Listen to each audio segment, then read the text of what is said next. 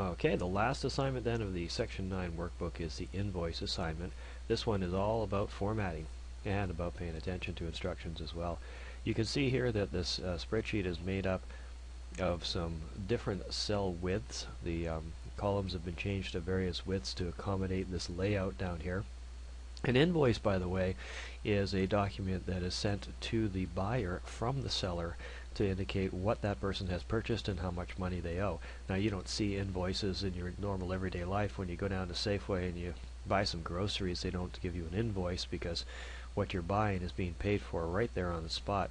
But if there's a delay between the purchase and the actual payment for the purchase, and especially if there's shipping involved, as there often is from business to business, then an invoice is usually produced so you can say, hey, this is what you bought and this is how much you owe me.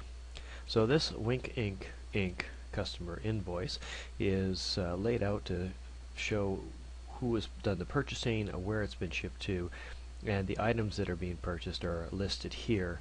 So how many, or what the item is, how many of them, how much it costs per unit, and here it's supposed to be calculated automatically. As a matter of fact, it says right here in the instructions the numbers in the shaded cells must be calculated by formulas.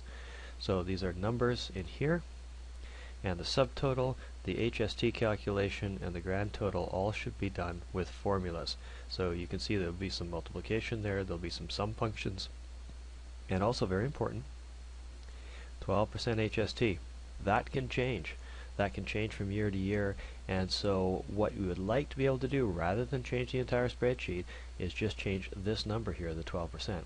So this value here, the calculation of the tax, should be a formula that uses E25, which is this value here. After this has been created, you're going to enter some items for sale, and then when the invoice has been filled in properly with this information, it will be complete, and that will complete the Section 9 workbook, so then you'll file it in your completed files. I forgot to mention one thing.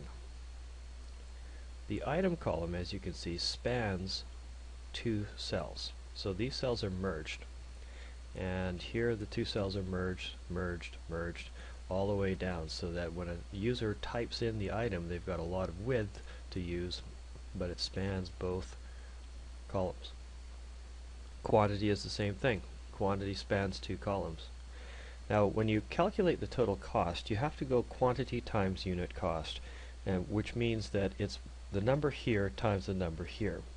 Now, the number here spans two columns, so well, we'll leave it to you to figure out how to make sure that the quantity is calculated correctly. One of the ways of troubleshooting it and testing it is to just put some numbers in there and see if the right answer comes out. I think that should be enough for you. Good luck on that.